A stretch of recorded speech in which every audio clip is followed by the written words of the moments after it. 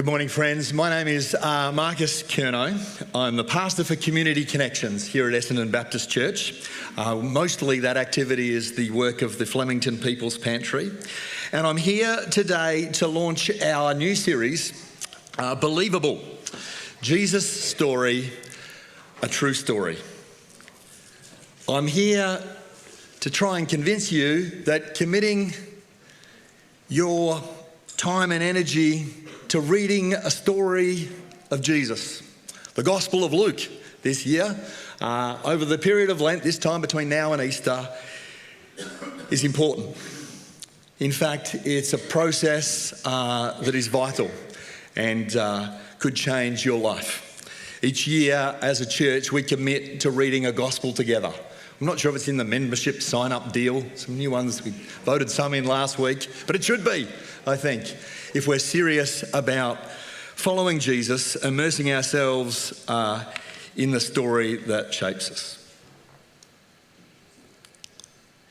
There's a quote by an author called Leslie Marmon-Silko. It says, "Let me tell you something about stories. They're not just entertainment, don't be fooled. They are all you have, we see. All we have to fight illness and death. Their evil is mighty, but it can't stand up to our stories. So they would have us forget the stories or confuse the stories. We would be defenseless then." She's an American Indian novelist, placing this on the lips of an elder, describing the value of story in Indigenous culture, particularly against the effects of colonisation.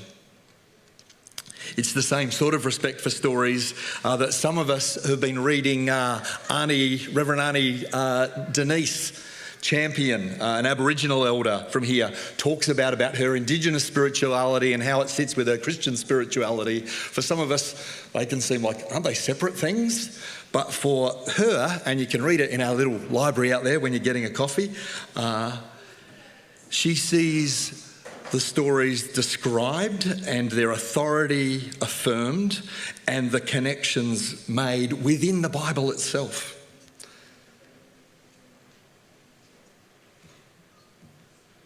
One of the things I love about the quote that we just had is that it captures a very prophetic and gospel dynamic that's sometimes missing in our church culture when it comes to stories.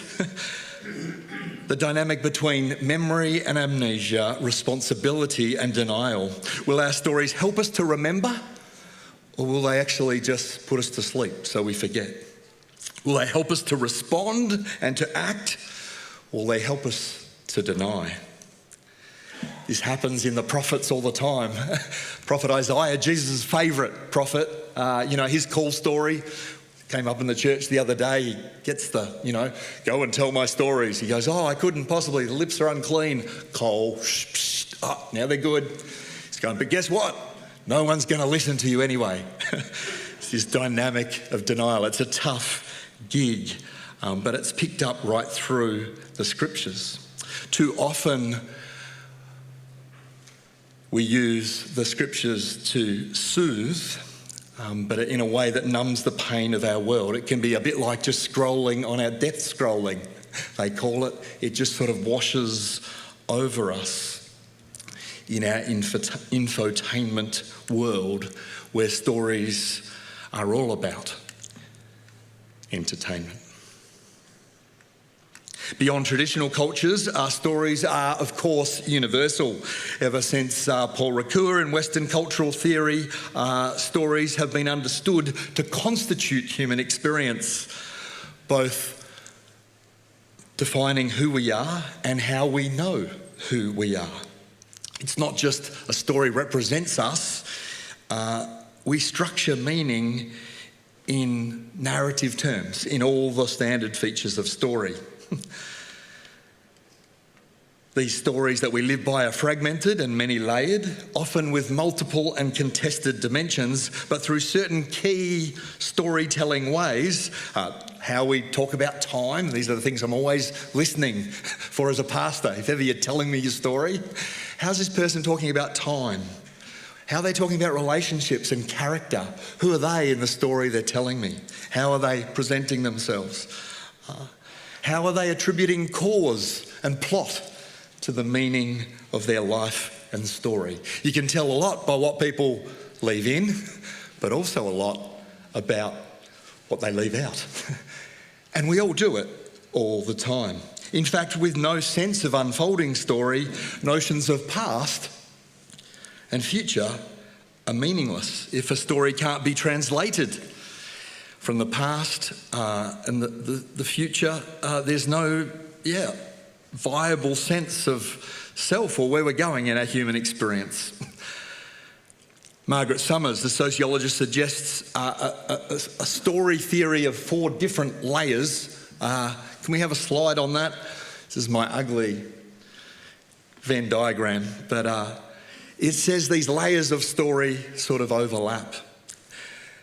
Our story, it starts with us, as I've said, is important because being in the world is not simply a fact. It's not fixed. It's a story. To say that we are is to say that we are becoming, and is determined by lots of other stories and complex things that we negotiate together to live our lives. The idea of this image is that there's a couple of other bigger story worlds. I call them, have we got a slide there, Tom? Can I see that? No? Yes? Can you see it? Those are sort of stories of bigger size, public stories and meta-narrative. Public narratives are any of the shared narratives from which our personal stories can be constructed. I call them our stories, whether they're local folklore or global film scripts. Chatter on WhatsApp groups about Luke's Gospel, like we're going to do over the next 40 days as a church, amid all the other chats and things you're part of. Or the familiar cultural stories that we tell about politics and economics and what's going on in the news today. Or who's going to be premiers at the footy this year. We really want the Bible to be part of the mix of all those different public stories in our world. But then that sort of flows into another overlapping sort of circle of what I call big stories. All those stories are constantly competing all the time, and we try to make sense within them. The big stories are bigger again and tend towards abstraction. They're stories like the story of progress or enlightenment or globalisation, or they could be set against each other, like left wing and right wing, communism, capitalism, or they could be an unfolding story, like the rise of the middle class and wealth in the world, or the impending climate apocalypse. The Christian story is one of the big stories that shapes our world, the big religious stories. But without overlap, these big stories tend to stop being stories and become sort of more abstract ideas. I don't believe in God because I believe in science. It's like, is it that simple? We had a good debate after our church meeting the other day about woke. Am I woke or am I anti-woke? And what does even that mean? And it tends to, again, need to get back to stories. What I love about these overlapping story worlds is a 4th level that Summers says, which is sort of right in the middle. And this is where I go when I think of Bible study and story and why it's important, is we need to find a way back from our story to the biggest stories of our world, to the biggest stories, sometimes that are the hardest to get a handle on, and work back into the overlap of all those 3 in the way we think about it. Often in Bible study, we keep Bible in church world, and it's part of that little public part of our life, but it's not deeply going into our personal story, or it's not really challenging the bigger stories, all of which competing for our sense of who we are.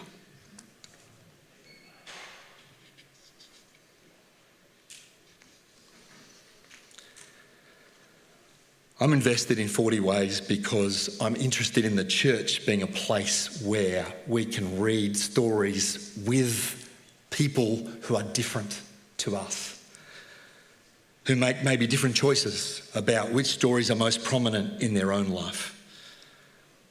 When we hear a well-told story, our brain activity has the potential to sync with the storytellers. It's called neural coupling and allows us to experience stories as if we're part of them. If you want to change something in your life, a story is better than theory. That's just good brain science. The fast part of your brain that changes things, operates more on a story sort of frame. If sometimes we tell hard stories or are confronted by people's different stories, it promotes and confronts us to change in a way that just saying, hey, change, never quite does. Humans, whatever your cultural background, are drawn to certain universal stories. These are parts of our psychology and our brain and how it works. Story is important and it's powerful. Cool. I hope you've got you sort of excited about story and its importance. So let's talk about Luke. It's the gospel that we're going to focus on. We're going to be preaching on every Sunday for the next 7 weeks leading up to Easter. And I want to read the whole thing together. If you've never read a whole gospel, if you're a believer and you've done it all the time, or if you're not and you never have, or you're somewhere in between in your storytelling, we're interested in who you are and what you've got. We're going to read and interpret our stories, move into this in-between zone, as a church community, as a reading community, by reading Luke's story. Highlights of Luke, number 1, it's a road movie. Yep, so it's a physical journey. I don't know if you'll know a good road movie, favourite ones, they're out there. The physical journey represents the spiritual journey, yeah? It's an old movie trope, not too hard. It's also a franchise series, yes? Not to push Anna's pushed the movie thing today, which is a great little intro to this. It has a sequel called The Acts of the Apostles. It's actually one whole thing. So we're going to go halfway through and commit to Luke. You want to go, you like the movie, see the sequel? I reckon the sequel's just as good as the first, but it's all one story. And it's an amazing story. And it's a story for the fans.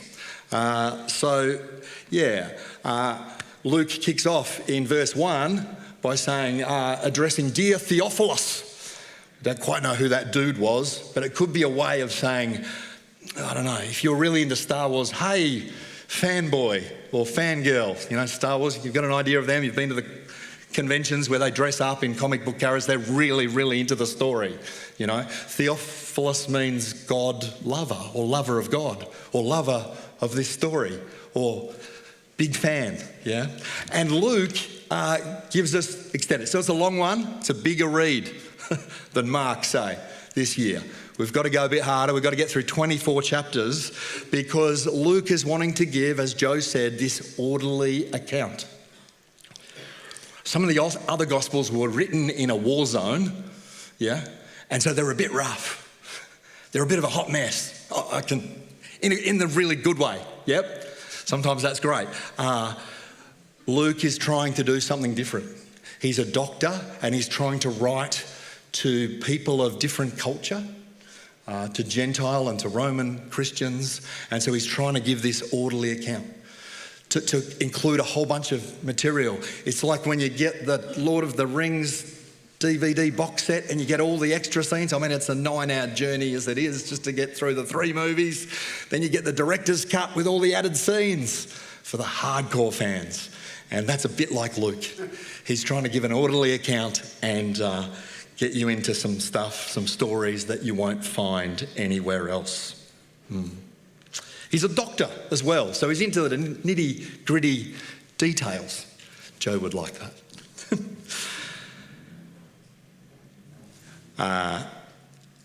I've called our 40 Ways series Open Road and Open Table. I thought, I don't know if that's any good. So I AI'd it at the last minute going, is there any better versions? If you had to sum up Luke Acts in one little movie byline or something. From Bethlehem to Rome, the rise of a kingdom, the story of Jesus' life, death and resurrection, and how his followers took his message from Jerusalem to the ends of the earth. Getting the road movie vibe? This is what it came up with. The gospel and the mission, a story of redemption and revolution. One man changes history, and his followers defy empires to spread his message of love, grace and salvation. Another one, the kingdom unleashed. Bang. From a manger to a cross, from an empty tomb to the heart of empire. How one message transformed the world. Then it says to me, the AI, would you like a more dramatic or poetic take? I said, probably not for Essendon Baptist this Sunday, thanks. Got plenty of that going on right now. Plenty of bang. But just to give you a taste of what it might feel like to read and immerse yourself in this story. We're going to read the gospel over 7 weeks. And so there's a set reading just that we'll try to get through. You can join a WhatsApp chat and we chat about it. There's readings for every day. We're not going to get lost. We're systematically going through the road movie. So week 1, Luke, here's my highlights just for those that aren't going to do that. And this is your whole immersion right here. We're going to do 24 chapters. No, not quite. Week 1, first 4 chapters. We're starting with Christmas, people. Luke is the Christmas story, yeah? I like to call it the prelude to Luke's gospel because it's actually a musical. We get 3 amazing musical numbers, sung mostly by women, actually, at the start of the story. It's that sort of movie, yeah?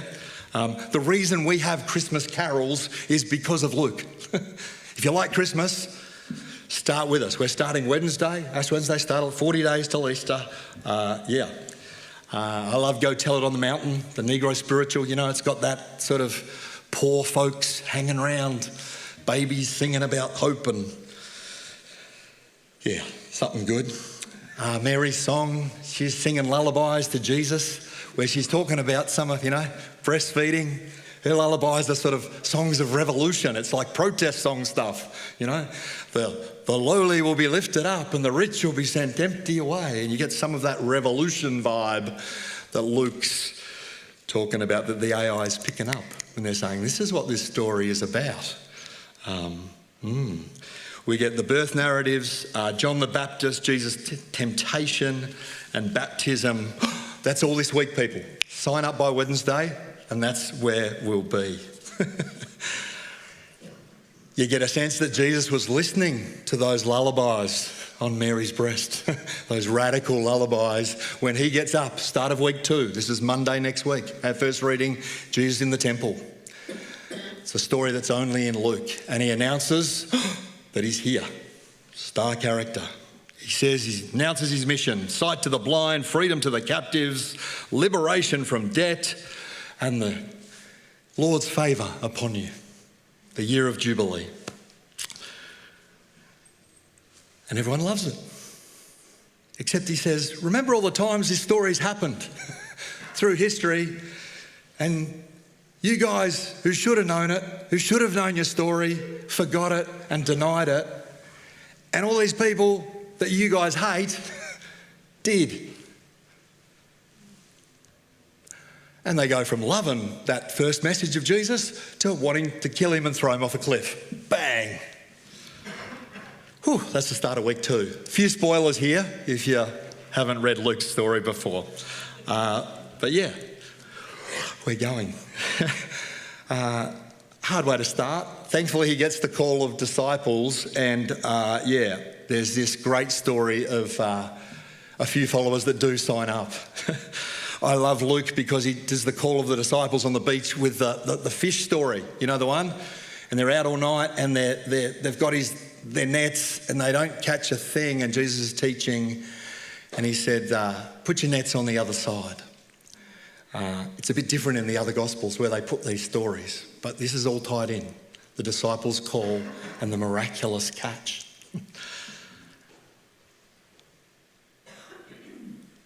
I sometimes think when, people says they caught a lot of fish, they went, oh, cool, let's stop doing this and follow him. I sometimes think when the call to Jesus, following Jesus, maybe, Jesus had a well-curated Instagram feed or was just somehow charismatic or physically attractive or something, or what is it that causes people to leave their whole life behind and just walk down a beach following someone? How charismatic, how cool must that dude have been? What we'll read and talk as we're thinking through Luke is that, fishing wasn't all it was cracked up to be back then. It wasn't sort of a free, private middle-class enterprise. You had to pay to fish there. It was Herod and Rome that owned the lake, yeah? The fact that they went all night and fished and there was nothing meant that all these towns, Magdala and Galilee, when you think of Galilee, this is week number 2, it's all in the north in Galilee. It's all defined by a lake where all the fish were going to Rome for amazing, expensive fish sauce. Fishing remains in our world today a luxury industry, mostly serviced by the poorest people in the world. Same then, same now. When Jesus says and comes and gets a miraculous catch, it's like, oh, what? It's extraordinary. And it says there's so many fish, it tears their nets and potentially sinks their boats, which can't be good for business, ongoing you would think, especially if you're paying most of it in tax. And so here in this story we see Jesus calling these desperate people to come and join him in a movement. I like to compare it to when Gandhi took the lowest caste of Indians and did a salt march to go and pick up salt that the British controlled and was illegal to do so. He was inspired by Jesus' fish activism. Or Vincent Lignari, a Christian Aboriginal leader who downed tools at Waddy Creek. And inspired by God, he said. There were baptisms at Waddy Creek during the walk-off, was the birth of our own country's land rights movement. Disciples aren't just following Jesus because he's cool. They're desperate. And Jesus is starting a movement of revolution to turn their and the whole world upside down. That's why he starts with fishermen and the tax collectors that were making all the money off it, and together the system wasn't really working for any of them. Like the first fishermen disciples, many of our pantry participants and workers for gospel food sharing are similarly trapped in the scarcity of welfare poverty, unemployment, traumas and addictions. This week, thanks darling, I got a text from a pantry recipient who missed out on their umpteenth job after overcoming addiction, but the culture and that story is not an easy one to get out of. It's a hard one to shake. And just this year, this person's experienced knife and gun violence. There's drug dealing in his rundown apartment. He suffered the ignominy of scabies infestation, and rock bottom, got done for the cops for begging outside a local supermarket. You might have seen them or known them or not. But for his mental and dietary health, he created a garden in the middle of a shared but neglected car park where he lives. Sometimes I deliver a box and we get to drink tea and pray there. I call this garden a symbol of abundant resistance. In a world where the fish has all been run dry and is all controlled by others and you're getting nothing, tearing the nets and sinking the boats might be the best way to break that cycle of poverty, actually. Following Jesus. Yeah. I was telling him this story, that this garden to me, in the midst of all the poverty and scarcity around me, is a symbol of abundance. He sent me a text of this beautiful, abundant catch. This was a miraculous catch. We were telling this story and he sent me back a photo of his tomatoes that he'd grown with a text, "Life is still bountiful. Even though you feel like a leper, I've still got my eyes on the prize. I'll deliver a food box, which isn't just about the food for that. I'll sign up for that movement every day. Wow, that was week 2. What are we in? 7 weeks. We'll keep moving here. Week 3, we're performing the way in Galilee. So we go from calling people to doing it. I've got a book up here, The Eat Stories. Robert Karras, the best little Luke sideline commentary, really popular reading, Eating Your Way Through Luke's Gospel. There is over 50 references to food in Luke in 24 chapters. Yeah? Jesus is actually either going to a meal or he's at a meal or he's coming from a meal. If you read Luke's gospel without getting hungry, you're not paying attention, people.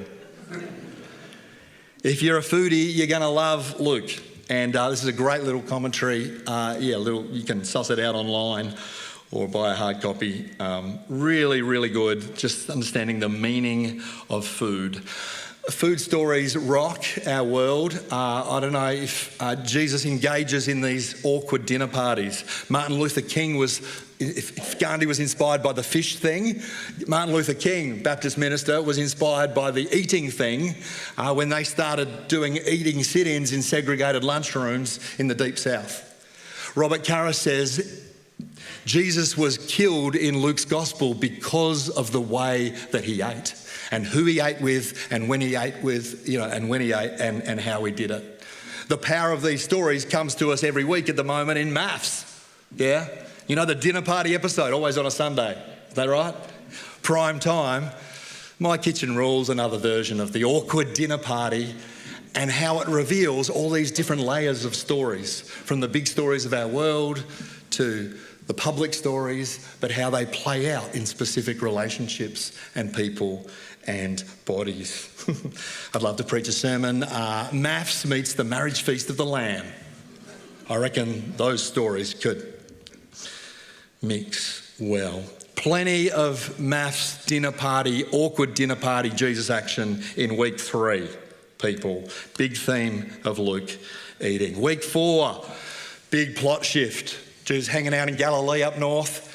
Jesus, close up, resolutely turns his face to Jerusalem.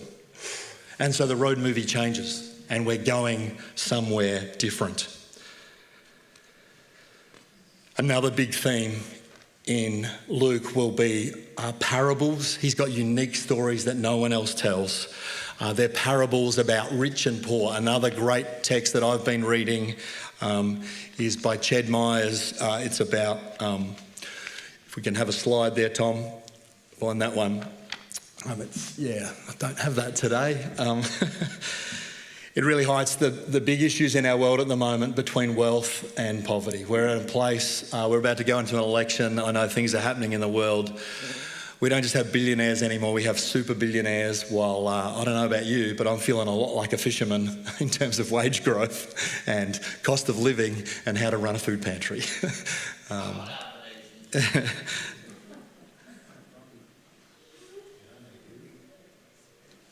Elections are won or lost on the idea it's the economy stupid. And Luke's big theme is the economy. It's about rich and poor.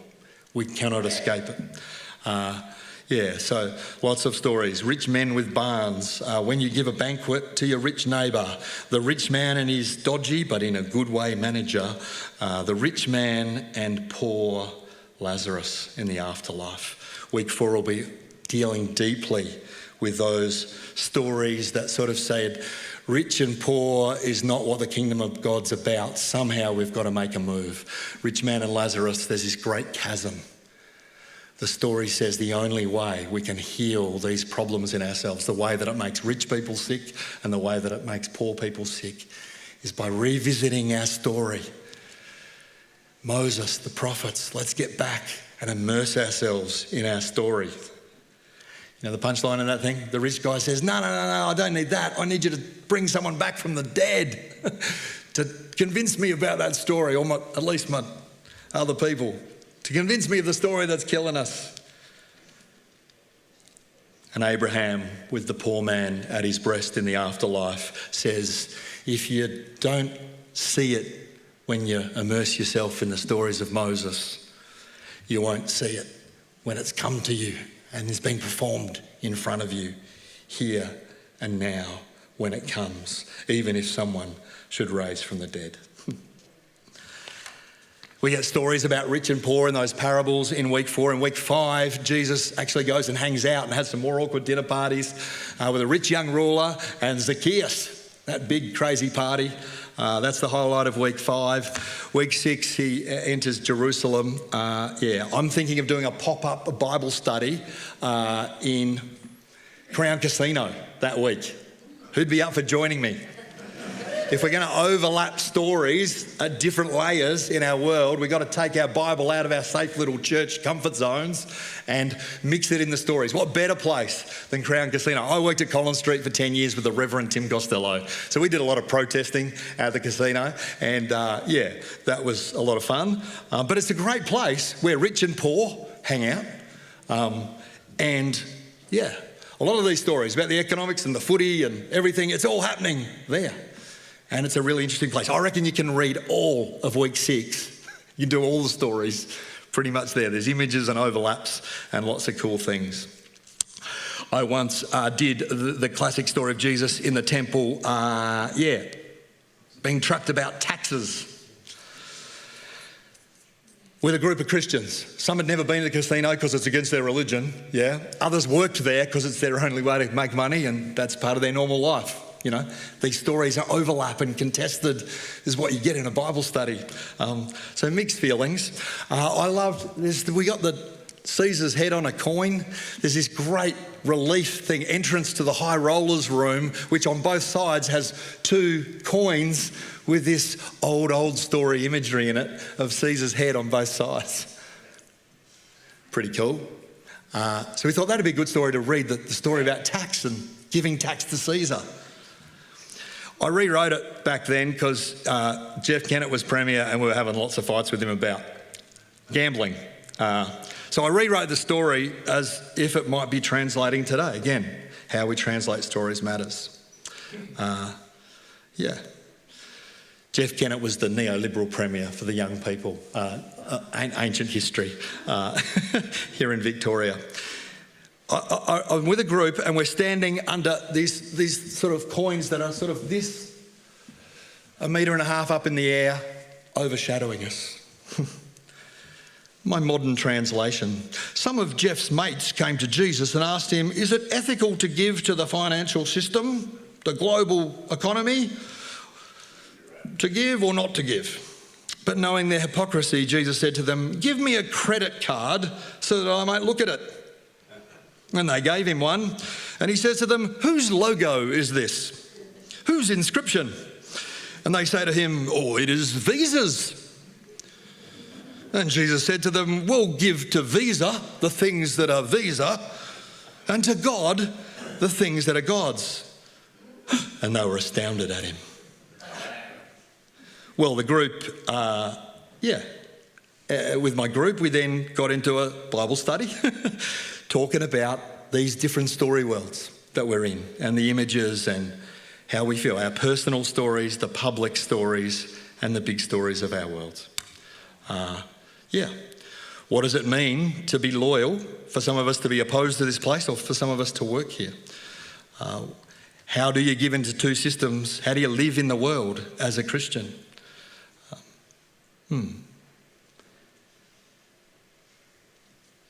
What does it mean to give into 2 systems at the same time that seem to contradict each other? This is where I love when the story doesn't just stay on a page but comes to life. This is why I'd love to do a pop-up there. While this is going on, I became slowly aware that someone in the group was having their own sort of spiritual story moment. They'd started climbing up the wall onto these big coin sort of sculpture. And in a spontaneous act of performing render to Caesar, they'd taken some chewing gum out of their mouth and $20 out of their wallet and climbing up the wall, precariously hanging on. as they got higher, they struggled to climb any further, but managed to reach up, and before falling down, like a childhood game of pin the tail on the donkey, thump, just managed to get the horse in the butt with the $20. Security quickly emerged and, dragged the falling person down from the wall and suddenly surrounded the group. A heated discussion then ensued as to whether this person was associated with the group or not, and whether the whole group should be escorted from the building. But the departure was interrupted when, I don't know if you've ever been kicked out somewhere for doing a Bible study, but it's always good fun. And it makes you read week 6, Jesus in the temple, really differently. A whole lot of those things going on for Jesus as well. Just as we're getting kicked out, unbeknownst to security, Crown Hospitality had targeted another part of the group and were trying to sign us up for membership. So things slowed down as casino security debate with their own hospitality team as to whether they're kicking us out or signing us up, rendering unto Caesar what is Caesar's, or to Crown what is Crown's, or to God what is God's. Through one spontaneous act of performing a story, an ancient story, but a very contemporary one, the whole group were made alive to this story and what was really going on for Jesus and disciples in the casino and the big cultural centre at the end of his own story. The final week will be Easter, and we'll focus on the life, death and resurrection. It's going to be a big gig here at Essendon, as it always is. Joe and I got our creative hats on. Between my bang and her orderly, we'll do something. Adam just along for the ride. Bless him. He'll watch this. Pray for Adam at Coburg today, or for me after he watches this.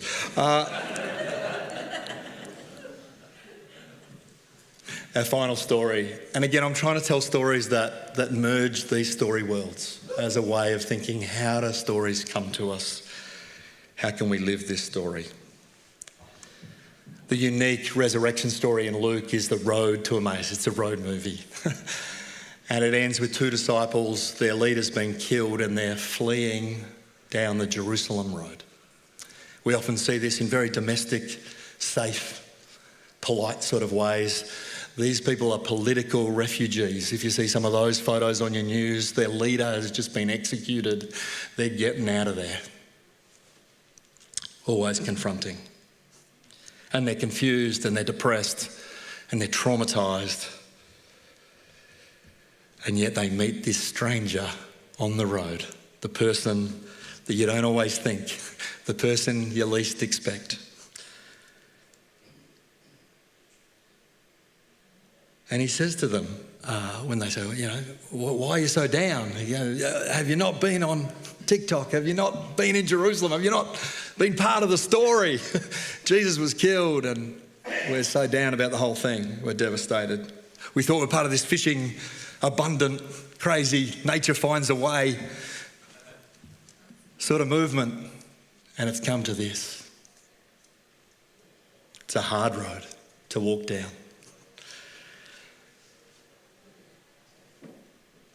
What the stranger says is, remember your story. You're traumatised. You've forgotten your story. Remember. You're in denial. And he explains to them all the things from the Gospels. It doesn't say how that ends. Well, it sort of comes later. They're on the road. It's at the end of the day. End of the road, and they've got to stop. And what I love about this story is traumatised disciples, they remember one thing. It's the eating in Luke part from week 3 or 4, was it? 3. What's our story about? It's about welcoming in the stranger. And, hey, do you want to stop and have a meal with us? I love that. And, Jesus breaks the bread. And it's in that act of storytelling that their eyes are opened. And they see and experience Jesus in all his fullness. And the story comes to life for them. and the power of the resurrection in their life. It's a road movie, it's a trauma narrative, it's all that. But it's in revisiting and remembering the story, immersing themselves in it by just doing the habits that come to us through stories. This is how your brain learns it, people. Not through concepts, stories. Tells them the stories. They did the habit, invited him in, and then they saw. They said, didn't our hearts burn within us on the road as he reframed our story? Let's do it for ourselves this Easter as we immerse ourselves in Luke's story, as we confront all those overlapping stories in our lives and give this one the place that it deserves.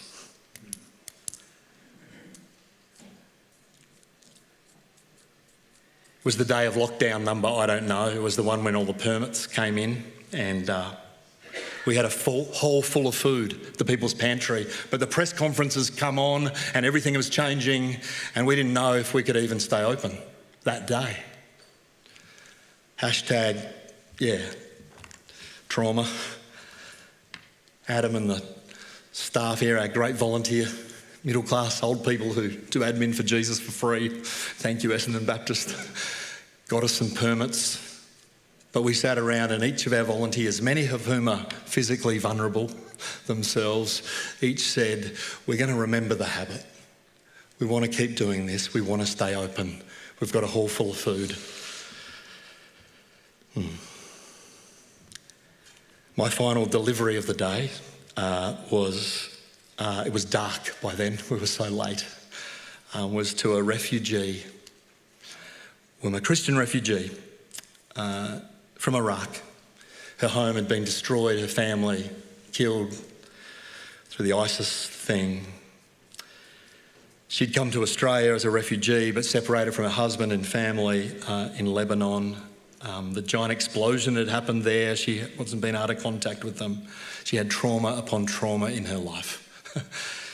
And she couldn't contact. We were about to go into lockdown, and I finally got there at dark on Mount Road. It wasn't the Emmaus Road in the Middle East, AD 30 or whatever. This is Mount Road, Flemington, 2020. But my volunteers had remembered the habits, had remembered the story. And so we couldn't touch. She'd have no human contact that day or ongoing for how long. But we shared stories. She told her about her day, I told her about mine. And I couldn't give her a hug, but there over a box of veggies shared, our eyes were opened, and the risen Jesus was present to both of us in a powerful way that will reframe the way I see that road to Emmaus story ever again. Friends, the gospel's not just words on a page, it's the living spirit of Jesus amongst us. It comes to us in a printing press from 500 years ago and on our phones from smartphones from 20 years ago, but it's not the words, it's what's made flesh in the white space between them on the page, in the white matter of your brain and between each other. It's the living spirit of Jesus who comes to us as a stranger on the road, telling and helping you translate your stories with the public stories of our world, the big stories, in ways that make your heart burn on the road. Friends, you don't have anything if you don't have stories. They aren't just entertainment. Don't be fooled. They are all we have to fight off illness and death. Amen.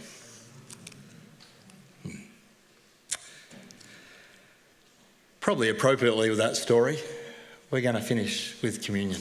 So I'd invite the worship team just to come up and, to finish our service by practicing, remembering our story and practicing this habit that it points to together. It says before we practice this habit as a community, a few rich and poor issues going on in Corinthians, a lot of rich people getting fat and getting drunk whilst 4 slaves went without, was disrespecting the meal, disrespecting the story. And so before we eat, we're invited to discern the body. I wonder what the old story people would think, discerning this as our body that we eat, the way they ate in Jesus' time. At meals and in different ways.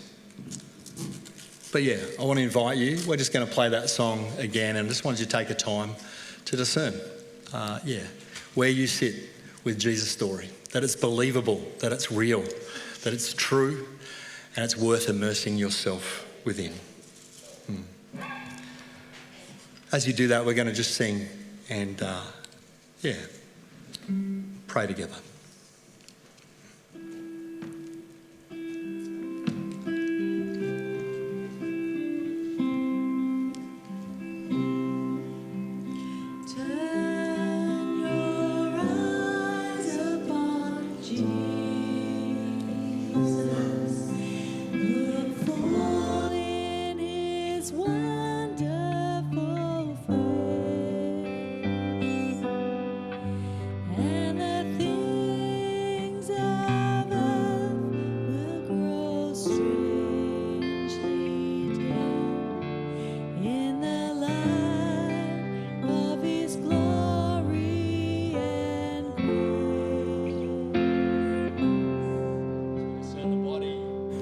We're aware of our own wealth and our own poverty.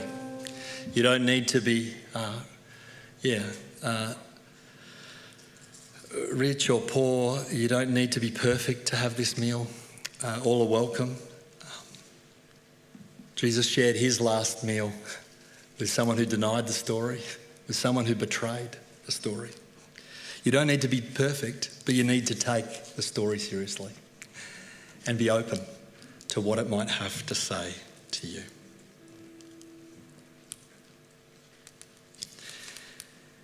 As we drink this, we're connecting. I'm conscious of Lucan stories of great banquets, and we're connecting with the stories of all those that have gone before us, all those that have lived and died in the hope of the resurrection, all their stories.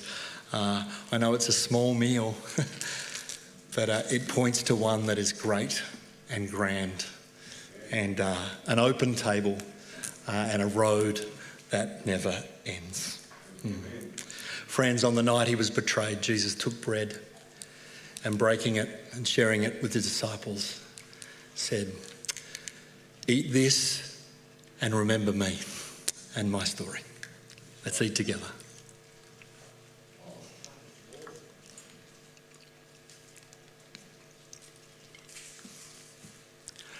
In the same way, Jesus took the cup, saying, "This represents the new covenant that I seal with my blood."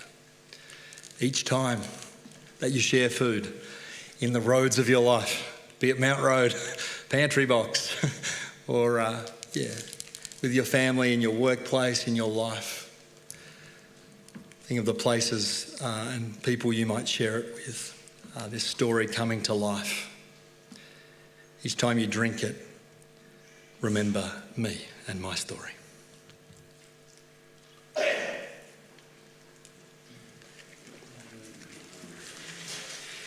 Friends, as often as we eat this bread and drink this cup, we participate, not just in the death of Christ, but in the full story. We eat it, it becomes part of us to take into the world. We participate in the life, the death, the resurrection of Jesus until he comes. Amen.